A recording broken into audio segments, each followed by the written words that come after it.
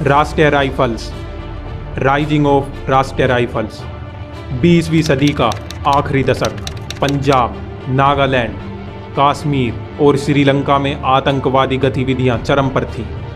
किसी भी देश की सेना का पहला काम है युद्ध लड़ना और उसके लिए हमेशा तैयार रहना।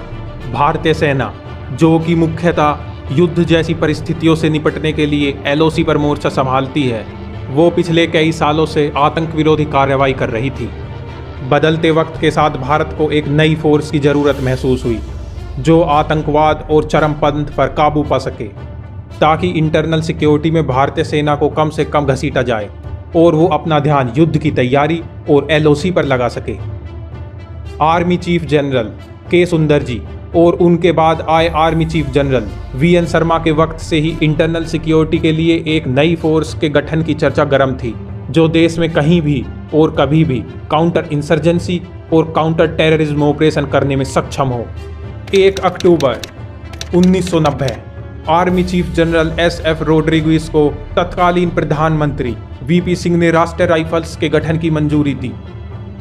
PC मोनकोटिया राष्ट्रीय राइफल्स के पहले डायरेक्टर जनरल बनाए गए। राष्ट्रीय राइफल्स को ऊंचाइयों पर पहुंचाया अगले chief of army staff general BC Joshi ने, जिन्हें आज की राष्ट्रीय राइफल्स का जनक भी कहा जाता है। शुरुआती दिनों में राष्ट्रीय राइफल्स को असम राइफल्स की तर्ज पर बनाने की बात कही गई थी। राष्ट्रीय राइफल्स को पैरामिलिट्री के कॉन्सेप्ट पर गठन करने को कहा गया, जिसके अंदर इंडियन आर्मी से अधिकतम 25% जवानों की भर्ती ही हो सकती थी और बाकी भर्तियां ex serviceman, central armed police forces और सेंट्रल पुलिस ऑर्गेनाइजेशन से होने की बात की गई। मगर जब जमीन पर राष्ट्रीय राइफल्स का गठन हुआ तो उसमें आज तक 100% भर्तियां इंडियन आर्मी से ही हुई। राष्ट्रीय राइफल्स को बनाते वक्त इसके विचारकों ने इसकी फंडिंग का कहीं भी जिक्र नहीं किया। वो शायद इसलिए क्योंकि राष्ट्रीय राइफल्स एक एक्सपेरिमेंट के तौर पर बनाई गई थी। राष्ट्रीय राइफल्स के गठन के समय उसे मिनिस्ट्री ऑफ डिफेंस के अंतर्गत रखा गया। मिनिस्ट्री ऑफ डिफेंस राष्ट्रीय राइफल्स के बजट से इसलिए बचती है क्योंकि इसका जन्म एक पैरामिलिट्री फोर्स के तौर पर हुआ था और सभी पैरामिलिट्री फोर्स होम मिनिस्ट्री के अंतर्गत आती हैं और होम मिनिस्ट्री राष्ट्रीय राइफल्स को इसलिए अलग समझती है क्योंकि वो होम मिनिस्ट्री के अंतर्गत काम नहीं करती। वैसे बीते दशकों से मिनिस्ट्री ऑफ होम अफेयर्स ही राष्ट्रीय राइफल्स को फंड कर रही है। राष्ट्रीय राइफल्स को परिभाषित करना बहुत मुश्किल है क्योंकि ये वो नहीं रही जैसा इसके गठन के वक्त सोचा गया था। आज राष्ट्रीय राइफल्स इंडियन आर्मी की काउंटर इंसर्जेंसी और काउंटर टेररिज्म यूनिट है। राष्ट्रीय राइफल्स दुनिया की सबसे बड़ी काउंटर इंसर्जेंसी फोर्स है। आतंक के खिलाफ लड़ाई में राष्ट्रीय राइफल्स अपना लोहा पूरी दुनिया को मनवा चुकी है। राष्ट्रीय राइफल्स के पास भारतीय सेना में सबसे ज्यादा वीरता पुरस्कार हैं। 6 अशोक चक्र, 34 कीर्ति चक्र, 221 शौर्य चक्र और 1508 सेना मेडल। राष्ट्रीय राइफल्स अपने गठन के 30 साल के अंदर ही 16,000 से ज़्यादा आतंकियों को निष्क्रिय कर चुकी है। 9,000 से ज़्यादा मारे गए, 1100 से ज़्यादा सरेंडर कर चुके हैं और 6,000 से ज़्यादा पकड़े गए। राष्ट्रीय राइफल्स आतंकियों पर प्रभावी आक्रमण के लिए ग्रिड स्ट्रक्चर में ऑपरेट करती है। आखिर ग्रिड स्ट्रक्चर कैसे काम करता है, इसकी वीडियो आप डिस्क्रिप्शन में दिए गए लिंक पर जाकर देख सकते हैं। राष्ट्रीय राइफल्स के पास अपना अलग प्रतीक चिन्ह, यूनिफॉर्म, झंडा, ट्रेनिंग सेंटर, रिक्रूटमेंट सेंटर और एडमिनिस्ट्रेशन है। राष्ट्रीय राइफल्स युद्ध नहीं लड़ती, आतंक का विनाश करती है। इसीलिए इसका कोई युद्ध घोष नहीं होता, सिर्फ आदर्श वाक्य होता है, दृढ़ता और वीरता। राष्ट्रीय राइफल्स के झंडे में अशोक चक्र के नीचे 2 क्रॉस AK-47 और उसके नीचे बैनर पर लिखा होता है आदर्श वाक्य। राष्ट्रीय राइफल्स के सबसे पहले गठन में 1 overall force headquarter OFH, 2 sector headquarter और 6 बटालियन बनाई गई थी। डिप्लॉयमेंट। राष्ट्रीय राइफल्स के उदय के बाद सबसे पहले उसे पंजाब के तरन तारन और कश्मीर के अनंतनाग में डिप्लॉय किया गया। पंजाब में खालिस्तान मूवमेंट खत्म होने के बाद से आज तक राष्ट्रीय राइफल्स सिर्फ जम्मू कश्मीर में ही तैनात है। रिक्रूटमेंट। राष्ट्रीय राइफल्स में सीधी भर्ती नहीं होती। इंडियन आर्मी की प्रत्येक इन्फेंट्री रेजिमेंट को ये जिम्मा दिया गया है कि वो 1 साल में अपनी रेजिमेंट से 2 राष्ट्रीय राइफल्स की बटालियन तैयार करें। राष्ट्रीय राइफल्स के कमांडर और सेकंड इन कमांड भी उसी रेजिमेंट से आते हैं। इसीलिए जम्मू कश्मीर में राष्ट्रीय राइफल्स के कैंप पर उनकी पेरेंट रेजिमेंट के साइन जगह जगह दिखेंगे। अपनी रेजिमेंट से राष्ट्रीय राइफल्स की बटालियन में सैनिक 2 से 3 साल के लिए डिप्यूटेशन पर आते हैं। राष्ट्रीय राइफल्स में आने पर उन्हें 25% ज़्यादा सैलरी और अतिरिक्त लाभ भी मिलते हैं। राष्ट्रीय rifles army service corps, core of electronics, core of mechanical, artillery, armoured corps के जवानों को भी भर्ती का मौका देती है। राष्ट्रीय राइफल्स की बटालियन में 50% इन्फेंट्री, 10% सर्विस और 40% दूसरी कोर से होते हैं। राष्ट्रीय राइफल्स अकेली ऐसी रेजिमेंट है जहां इन्फेंट्री, सर्विसेज और दूसरे कोर के सैनिक एक ही बैनर के नीचे काम करते हैं। ट्रेनिंग। इंडियन आर्मी मुख्यतः युद्ध लड़ने के लिए ट्रेन होती है, मगर आतंक का विनाश करने के लिए उसे एक नए ट्रेनिंग प्रोग्राम की जरूरत है। इंडियन आर्मी से डेपुटेशन पर आए राष्ट्रीय राइफल्स के सैनिकों की आतंक विरोधी ट्रेनिंग का जिम्मा उठाता है आर्मी का कोर बैटल स्कूल CBS। 90 का दशक, कश्मीर में आतंकवाद अपने पैर पसार रहा था। उस वक्त इंडियन आर्मी को ऐसे प्रशिक्षण केंद्र की जरूरत पड़ी जो आतंक की कमर तोड़ने के लिए फौलादी जवानों को तैयार कर सकें। जम्मू कश्मीर स्थित 3 कोर बैटल स्कूल इस जिम्मेदारी को बखूबी निभाते हैं। Corps battle school Bhalra, corps battle school Sairol, corps battle school खरू।